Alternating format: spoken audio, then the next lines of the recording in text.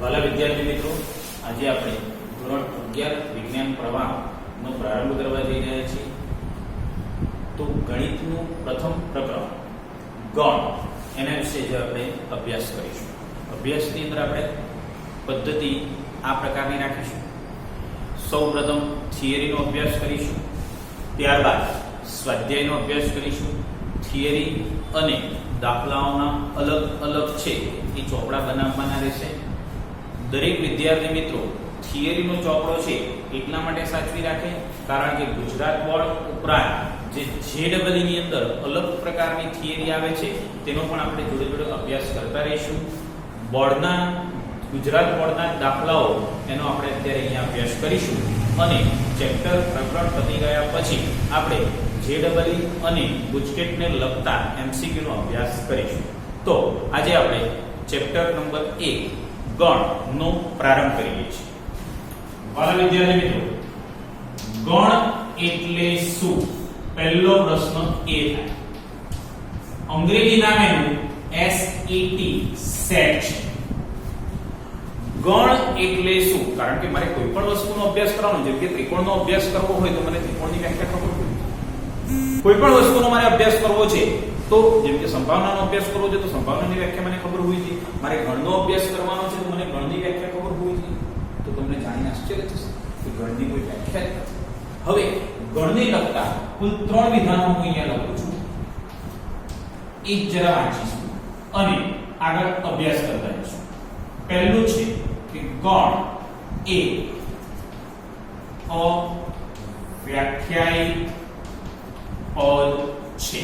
That means ગણની કોઈ જ વ્યાખ્યા નથી. મારે આખું ચેપ્ટર ગણ વિશે ભણવાનું છે પરંતુ ગણની કોઈ વ્યાખ્યા નથી. તો ગણ સમજીશું કઈ રીતે? તો કે ગણની કોઈ વ્યાખ્યા નથી તો આપણે એક સાદી સમજૂતી લઈએ કે ગણ એટલે આ તેની વ્યાખ્યા ન કહેવાય કારણ ગણ અવ્યાખ્યાયિત પદ છે વાલા વિદ્યાર્થી મિત્રો. પરંતુ અત્યારે હું જે લખું છું એ તેની વ્યાખ્યા નથી, માત્ર સમજૂતી છે કે ગણ એટલે સુનિશ્ચિત વસ્તુઓ નો સમૂહ અથવા સમુદાય. વાલા વિદ્યાર્થી મિત્રો, ગણ એટલે સુનિશ્ચિત વસ્તુઓનો સમૂહ અથવા સમુદાય. સમૂહ અથવા સમુદાય, પરંતુ નિશ્ચિતતા હોવી જોઈએ. સુનિશ્ચિત. કોઈ કે સાહેબ ઉદાહરણ આપીને આ વસ્તુને સમજાવો, તો ઉદાહરણ આપીને સમજાવીએ તો અહીંયા હું બે વસ્તુ લખું છું.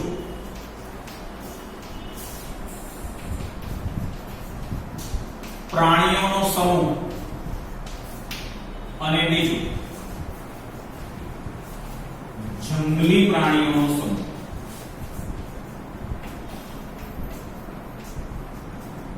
હવે તમને બધાને ખબર પડે કે આ બંનેમાં નિશ્ચિતતા ક્યાં છે? પ્રાણીઓનો સમૂહ એમાં નિશ્ચિતતા નથી. કારણ પ્રાણી એટલે શું? તો કયા પ્રકારના પ્રાણી લેવાના? ઉડતા પ્રાણી લેવાના, ચાલતા પ્રાણી લેવાના, પાણીમાં રહેતા પ્રાણીઓ લેવાના કે આપણી જેમ સામાજિક પ્રાણીઓ લેવાના? ત્યાં નિશ્ચિતતા નથી, માટે આ ગણ દર્શાવે નહીં.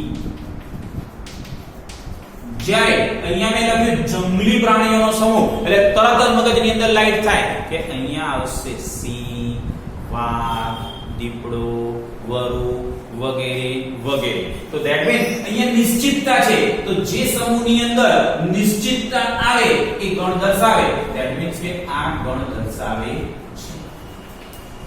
અને ગણ વિશેની ત્રીજી વાત,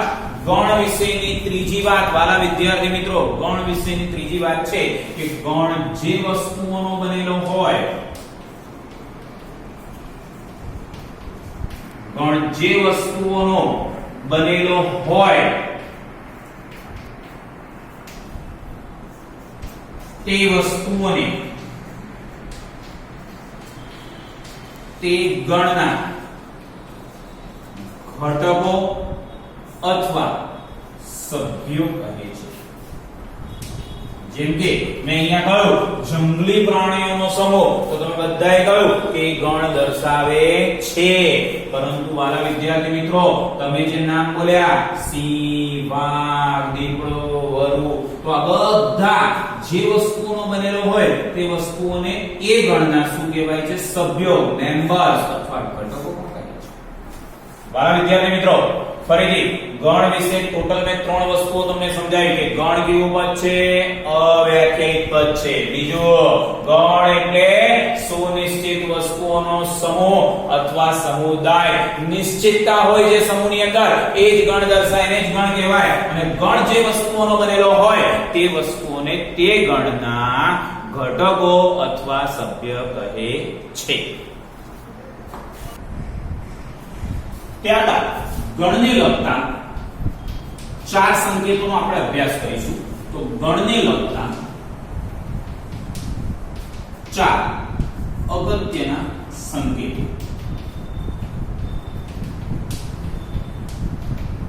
વાલા વિદ્યાર્થી મિત્રો, પહેલું જ કે ગણ દર્શાવવા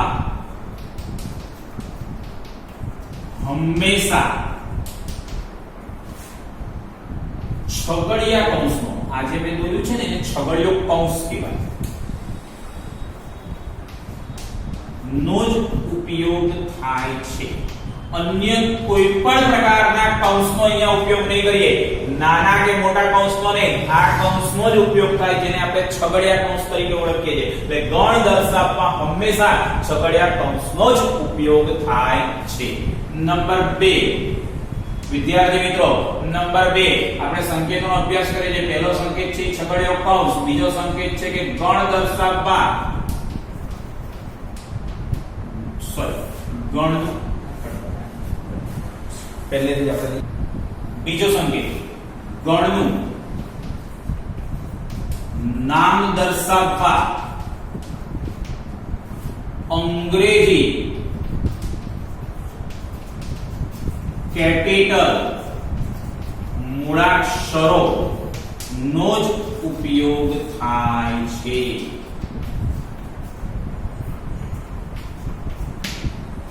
જેમ કે capital A, capital B, capital C, capital D. ગણ A, ગણ B, ગણ C, ગણ D. એ રીતે હંમેશા અંગ્રેજી કેપિટલ મૂળાક્ષરોનો જ ઉપયોગ થાય, બીજા કોઈ જ સંકેતનો તેમાં ઉપયોગ થતો નથી. ત્યારબાદ ત્રીજું છે કે ગણ જે વસ્તુઓનો બનેલો હોય તે વસ્તુઓને તે ગણના ઘટક અથવા સભ્ય કહે છે. તો ગણનો ઘટક હોવાનો સંકેત, અને એ સંકેતને આ પ્રમાણે લખીશું. ગુજરાતીમાં જે 9 લખાય છે એને થોડુંક લંબાવીશું અને આને અંગ્રેજીની અંદર વાંચીએ છીએ belongs to. આ સંકેતને આપણે વાંચીશું belongs to. તો આને કહેવાય છે ગણનો ઘટક હોવાનો સંકેત. અને ચોથો સંકેત છે કે ગણનો ઘટક ન હોવાનો સંકેત. તો આ જ belongs to ની ઉપર આડો લીધો કે જેને અંગ્રેજીની અંદર વંચાય does not belongs to. ફરીથી વાલા વિદ્યાર્થી મિત્રો, ધ્યાન રાખીશું ગણને લગતા કુલ 4 સંકેતો છે. પહેલો સંકેત કે ગણ દર્શાવવા હંમેશા છગડીયા કૌંસનો જ ઉપયોગ થાય છે. બીજું કે ગણ દર્શાવવા માટે, ગણનું નામ દર્શાવવા માટે હંમેશા અંગ્રેજી કેપિટલ મૂળાક્ષરો જેવા કે capital A, capital B, capital C, capital D નો જ ઉપયોગ થાય છે.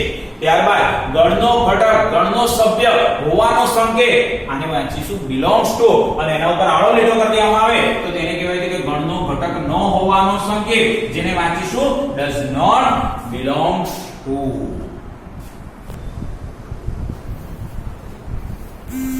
ગણ દર્શાવવાની રીતો. ગણ દર્શાવવાની કુલ 2 રીતો છે. પહેલી રીત અને એ છે યાદીની રીત,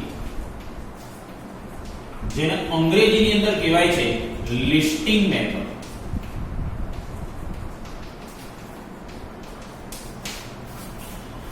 યાદીની રીતની અંદર દરેક સભ્ય નજર સમક્ષ હોય. તમે જોઈ શકો કે આ ગણની અંદર કેટલા ઘટકો છે, કેટલા સભ્ય છે.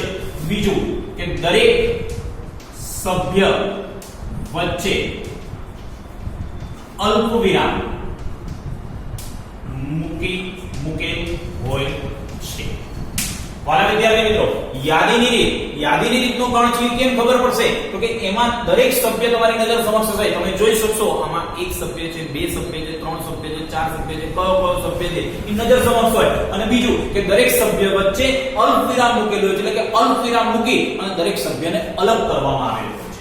ત્યારબાદ બીજી રીત છે અને એ છે ગણ દર્શાવવાની બીજી રીત છે અને એ રીત છે ગુણધર્મની રીત, જેને અંગ્રેજીમાં કહેવામાં આવે છે પ્રોપર્ટી મેથડ.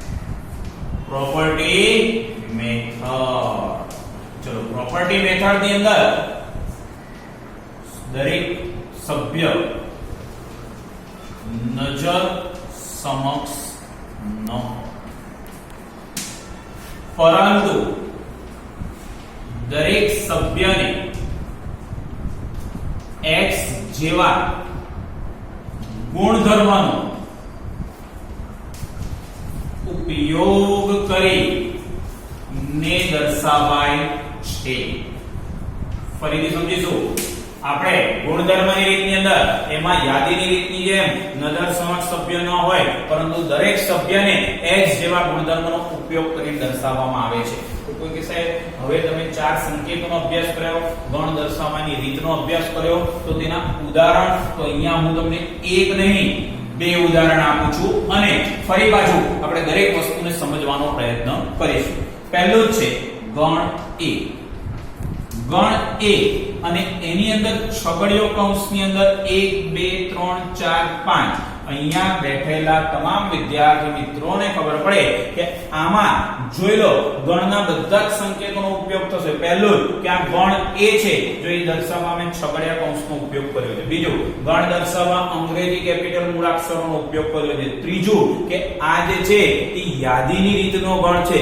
કેમ યાદીની રીતનો ગણ છે? તો આમાં તમે બધા જોઈ શકો છો. આમાં કુલ કેટલા સભ્યો છે?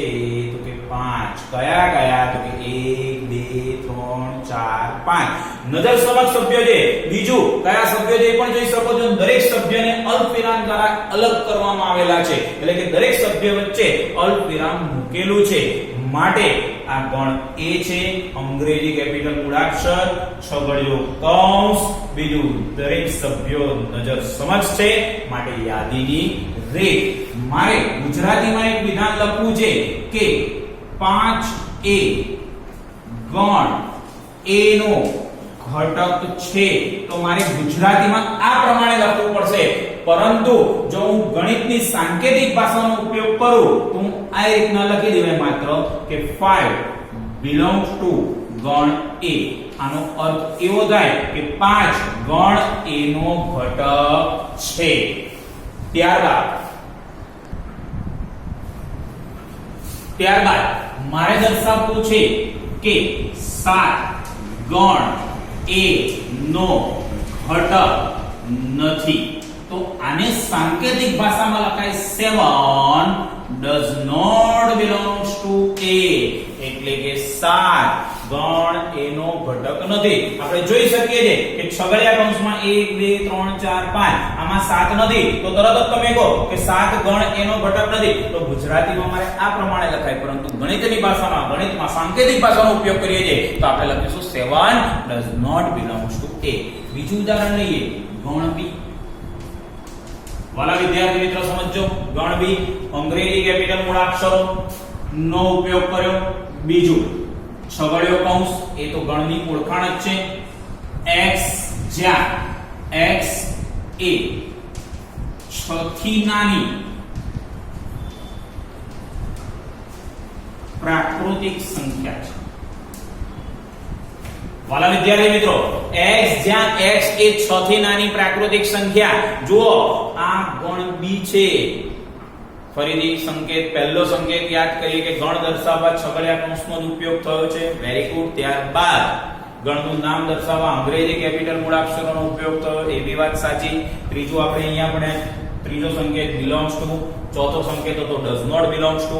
ત્યારબાદ ગણ દર્શાવવાની રીત, તો આ ગણ દર્શાવવાની કઈ રીત છે? તો કે યાદીની રીત. પરંતુ અહીંયા તમે જોઈ શકો છો ગણ દર્શાવવાની બીજી રીત, એટલે કે ગુણધર્મની રીત છે.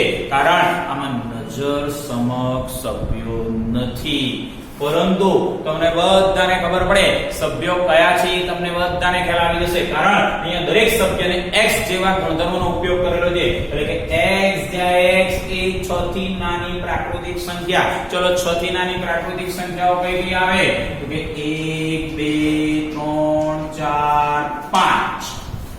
ઋણ આવે ના, કારણ કે ઋણ પ્રાકૃતિક સંખ્યા નથી, શૂન્ય ન આવે. પરંતુ 5 થી નાની પ્રાકૃતિક સંખ્યા કેવી, એટલે 5 થી નાની બધી ધન પૂર્ણાંક સંખ્યાઓ છે. 6 થી નાની બધી ધન પૂર્ણાંક સંખ્યાઓ તો 1 2 3 4 5.